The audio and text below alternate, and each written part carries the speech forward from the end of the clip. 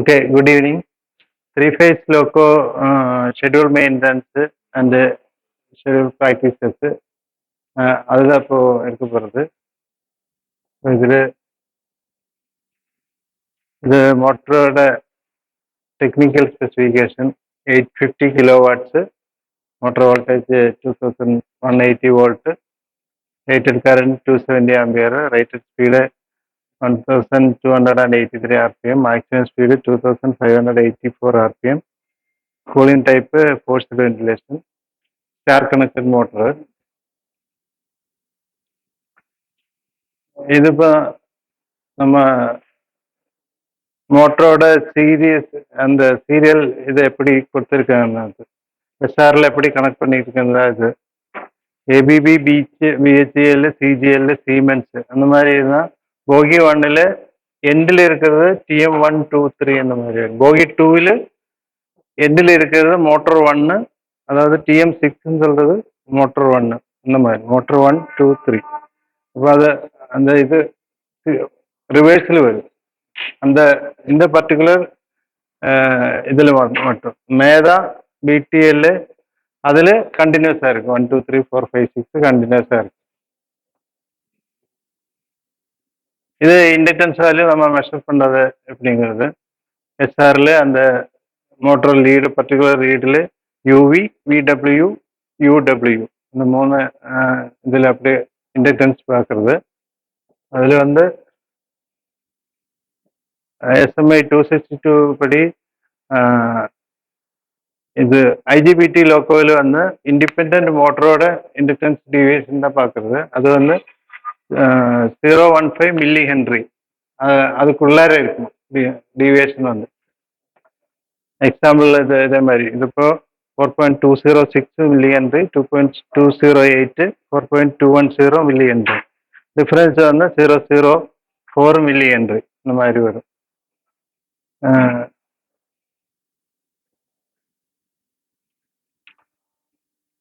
Inductance value ஹையாக இருந்தால் என்னென்ன ப்ராப்ளம்ஸ் வருங்கிறது இதில் சொல்லியிருக்காங்க.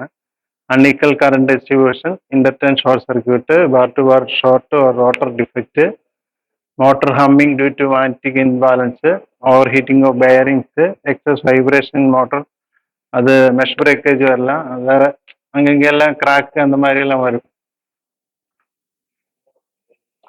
இது அதோட எக்ஸாம்பிள்ஸ் என்னென்ன ஆகுதுங்கிறது. இது ரெசிஸ்டன்ஸ் ரிங்கு இங்கே கிராக்காக இருக்குது, இதில் ரெசிஸ்டன்ஸ் ரிங் கிராக்காக இருக்குது. அதில் சேர்த்தது இண்டக்டன்ஸ் ஷார்ட்டாக இருந்தாலும் இதே மாதிரி இண்டக்டன்ஸ் டிவியேஷன் ஜாஸ்தியாக வரும், வித்தியாசம் வரும்.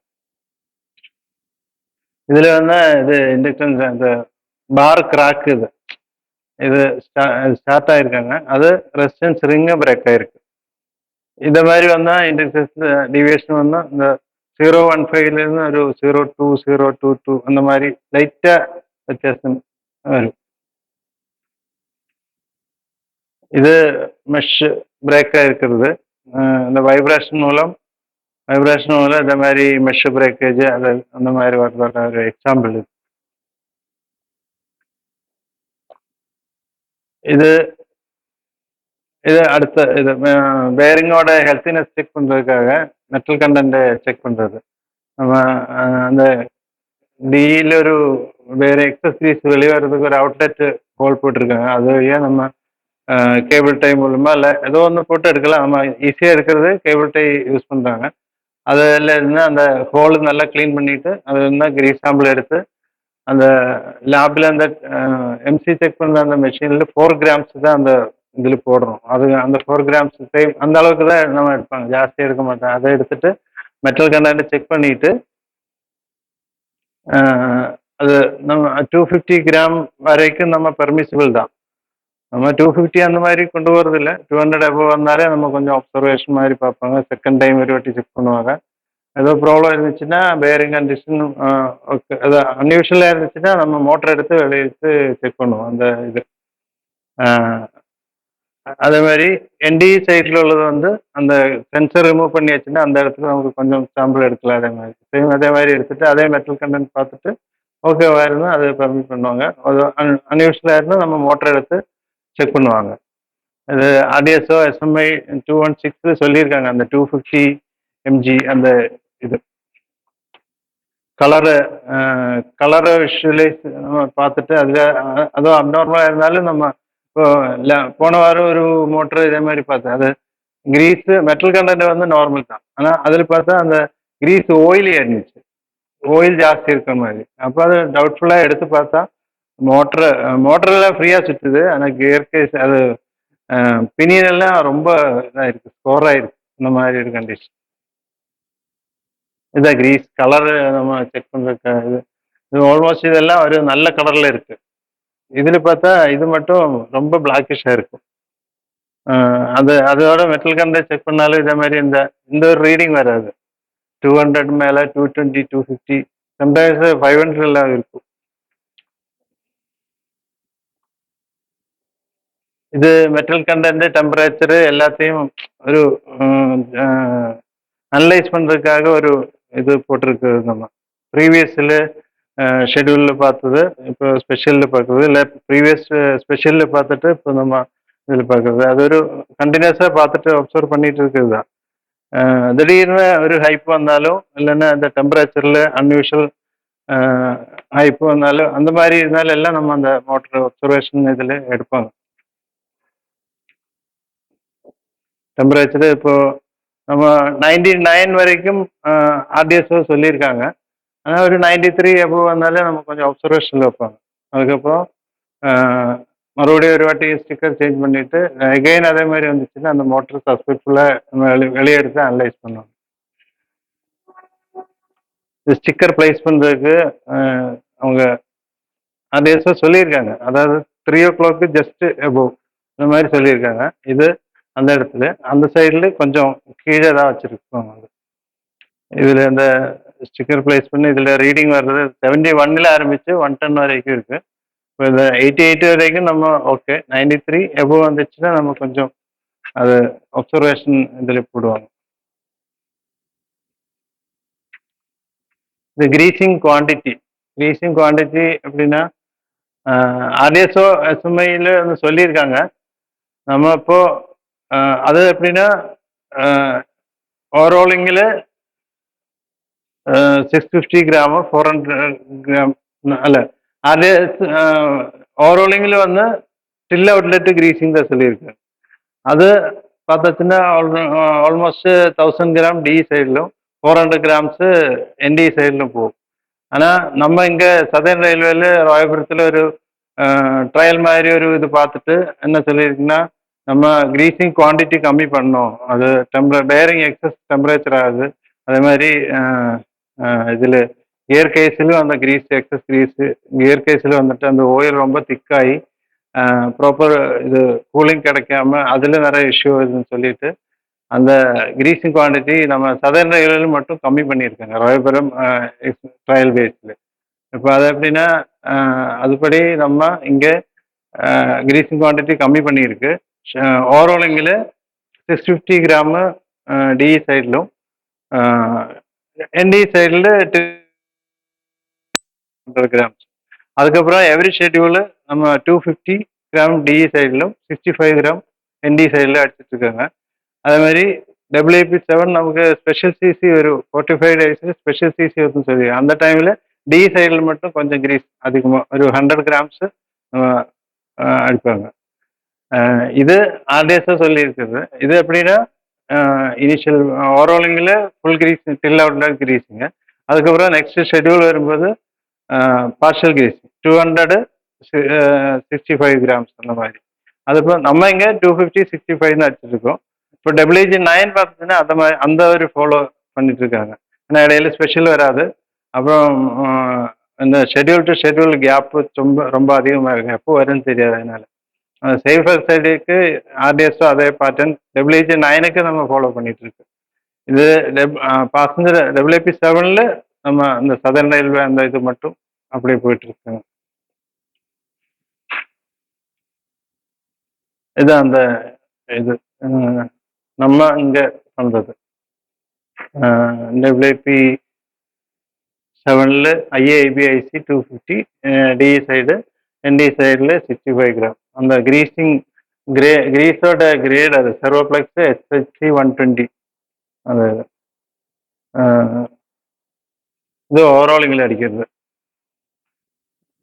ஸ்பெஷல் சிசியில் டிஇ சைடில் மட்டும் ஒரு 100 கிராம்ஸ் அடிக்கும்.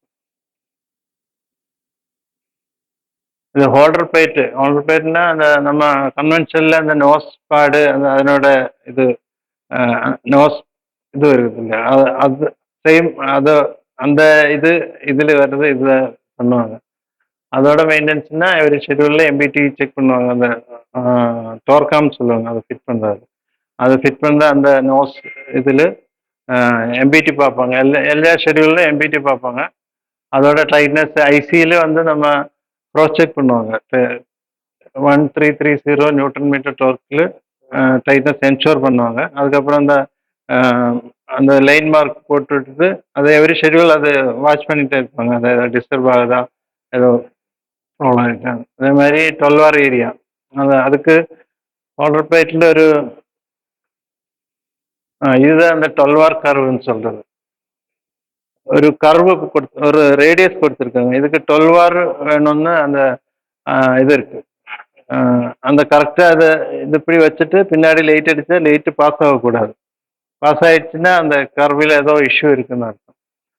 ஹோல்டர் பிளேட்டு டைட்னஸ் பார்க்குறது இதே மாதிரி டோர்க் போட்டு டைட் பண்ணுவாங்க. இதே மாதிரி மார்க்கிங் போடுவாங்க. இதுதான் 12 அந்த இஷ்யூஸ் வருது. இது பார்த்தியா, இந்த இடத்துல லைட்டு பாஸ் ஆகுது. அப்போ இந்த 12 கரெக்ட் இல்லை. இதில் ஏதோ கொஞ்சம் அன்ஈவனாக இருக்குது. இதில் அதே மாதிரி ஒரு ஸ்டெப் மார்க் இருக்குது இந்த இடத்துல. இந்த ஸ்டெப் மார்க் இந்த மாதிரி வர்றது கொஞ்சம் டேஞ்சர் தான். அதில் இருந்த ஒரு கிராக்கு ஜென்ரேட் ஆக வாய்ப்பு இருக்குது. இது வந்து இந்த மோல்டிங் ப்ராப்பர் இல்லை, இம்ப்ராப்பர் மோல்டிங். இந்த கரெக்டாக ஃபினிஷிங் இல்லை. இதெல்லாம் பார்த்து ஓரளவுக்கு ஃபினிஷிங்காக இருக்குது. இது ஃபினிஷிங்காக இருக்குது. அந்த இடத்துல அன்ஈவனாக இருக்குது. இந்த மெட்டல் டெபாசிட் இதாக இருக்குது. அதான் இது ஸ்பீடு சென்சர் நம்ம இது பண்ணுறது. நமக்கு நிறைய கம்பெனி இருக்குங்க. ஏஆர்சி ஜாக்கெட்டு, லெனார்ட் பவர், அப்புறம் இப்போது ஏஆர்சி வேறு டைப் இருக்குது. ஒயாசிஸ்னு ஒரு கம்பெனி இருந்திருக்காங்க. ஏஐஎல் இருக்குது, நிறைய இருக்குது. அந்த ஏபிபி இதில் யூஸ் பண்ணுறது. ஏபிபி நமக்கு மேக்ஸிமம் வந்து ஏஆர்சி ஜாக்கெட்டு தான் யூஸ் பண்ணுறாங்க. ஏபிபி கன்வெர்ட்டர் வருது. நம்ம இது பொம்பாடியர் இது இல்லை, அது அல்ஸ்கோம் இல்லை. அல்ஸ்கோமில் வந்து லெனார்ட் பவர் தான். அதில் ஒரு 99% லெனார்ட் பவர் தான் யூஸ் பண்ணுறாங்க. அதில் நமக்கு ஒரு 3 வண்டியில் மட்டும் அந்த 8 பின்னு சிங்கிள் கனெக்டர் உள்ளது இருக்குது. ஒரு பழைய முதல்ல வந்து 3 வண்டியில் 8 பின் கனெக்டர் இருக்குது. மற்ற வண்டியில எல்லாம் வந்து 5+3 5 பின்னோட ஒரு கனெக்டர் இருக்கும், 3 பின்னோட இருக்கும். அந்த 3 பின் வந்து பவர் சப்ளை கொடுக்கறது. அந்த 5 பின் வந்து அந்த சென்சரோட சிக்னல் போகிறது. அது வந்து பிடிஎலோட, அதாவது லெனார்ட் பவர் இது வர்றதுல மட்டும் அந்த ஸ்பீட் ஒரு ரிங் இருக்குது. அந்த ரிங்கில் வந்து 200 டீத் இருக்குது. மற்றதுல எல்லாம் வந்து 120 டீத் தான். மேதா, இது ஏஆர், ஏபிபி, சீமென்ஸ் எல்லாத்துலேயும் வந்து 120 டீத்து. சிஜிஎல் எல்லாமே 120 டீத்து, 5+3 கனெக்டரு அதே மாதிரி வரும். இதுதான் இது 120 டீத்து, இது 200 டீத்து. இதுதான் லெனார்ட் பவர் அந்த பிடிஎல் ப்ரொபல்ஷன்ல யூஸ் பண்ணுறது. இது 120 டீத்து. மற்ற எல்லாத்துலேயும் அதுதான் வருவாங்க.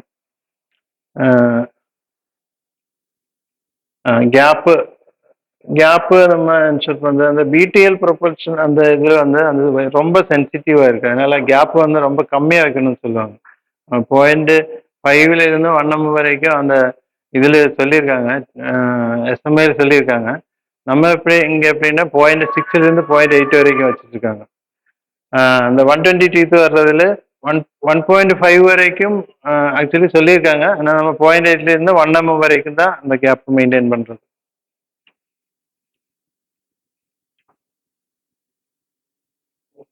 இதே கேப்பு மெஷர்மெண்ட் எப்படி பண்ணுறது, நம்மளோட ஒரு மெத்தடில் பண்ணிகிட்டு இருக்காங்க. இதில் ஃபிட் பண்ணி அதை எடுத்துட்டு அதில் அந்த ப்ரொட்ரூடிங் என்ன லெங்க்த்து பார்த்துட்டு அது அந்த ஒரு மெஷர்மெண்ட் ஃபஸ்ட்டு ஒரு மெஷர்மெண்ட் கிடைக்கும். இதே மாதிரி இதில் இதே மாதிரி அந்த ப்ரோட்டோடிங் அதை எடுத்துட்டு அப்போ அதில் ஏதாவது மைனஸ் பண்ணும்போது நமக்கு அந்த கேப் எவ்வளோன்னு கிடைக்கும். அது செக் பண்ணுற மெத்தடு.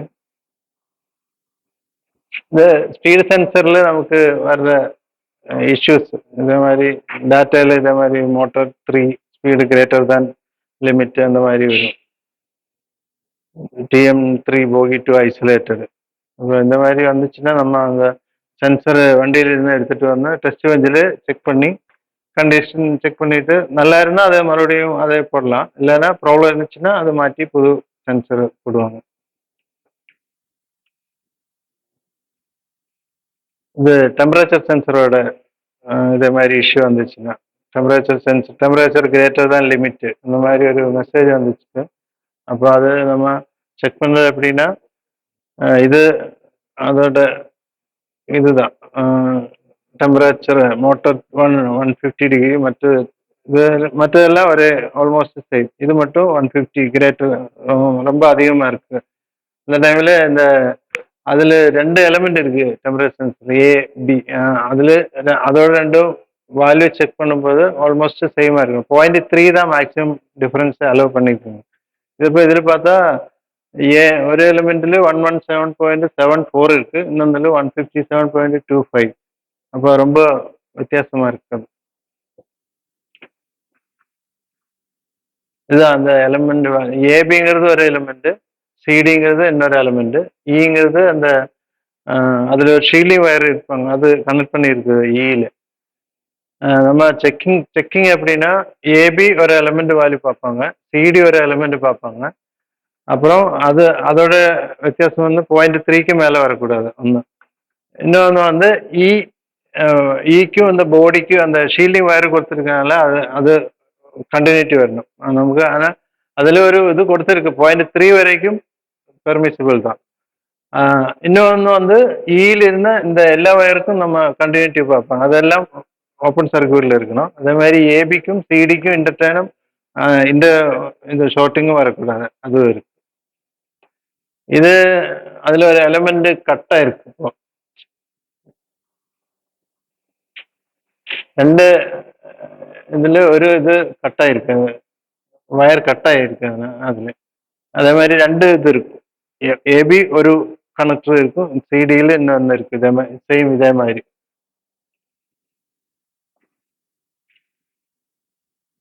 இது மோட்டரோட டெர்மினல் பிளேட்டு.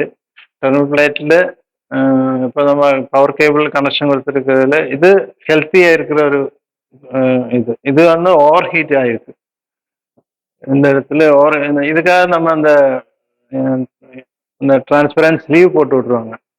அது போட்டுட்டு அதில் ஓவர் ஹீட்டிங் வந்துச்சுன்னா நமக்கு இதே மாதிரி நமக்கு அது தெரியும். பிளாக் கலர் ஸ்லீவ் இருந்தால் நமக்கு தெரியாது, ஓவர் ஹீட்டிங் இருந்தால் தெரியாது. அதனால நம்ம எல்லாத்துலையும் ரிமூவ் பண்ணிட்டு இதே மாதிரி ஹீட் சிங்கிள் ஸ்லீவு டிரான்ஸ்பரண்ட் போட்டு விட்ருவாங்க. இதே மாதிரி ஓவர் ஹீட்டிங் இருந்துச்சுன்னா நம்ம ஃபஸ்ட்டு என்ன பண்ணுவாங்கன்னா ரெசிஸ்டன்ஸ் செக் பண்ணுவாங்க. இதை கேபிள் அந்த ஒரு கிளீட் இருக்குது, அந்த கிளீட்டில் லூஸ் கனெக்ஷன் இருக்கான்னு பார்க்குறது. லூஸ் கனெக்ஷன் இருந்துச்சுன்னா அது அரெஸ்ட் பண்ணும். அதுக்கப்புறம் மறுபடியும் டேப்பு சுற்றி வார்னிஷ் அடிச்சுட்டு அதை டைட் பண்ணி விட்டுருவாங்க.